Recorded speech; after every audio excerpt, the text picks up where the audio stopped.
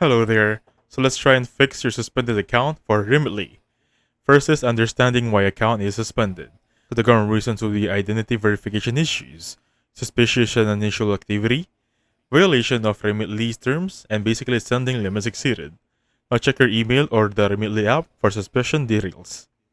Next up, gather your documents. You may need your government issued ID for this one, such as passport, driver's license.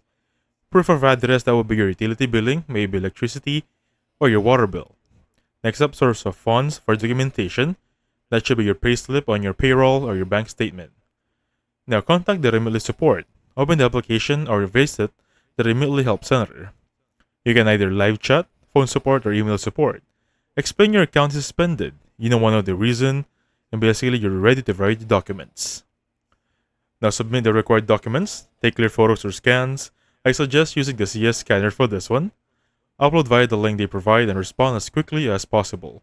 Once you have a notification from them, make sure you submit and respond as soon as possible. Now wait for the review, usually taking a day or two. That will be a business day, take note about that one.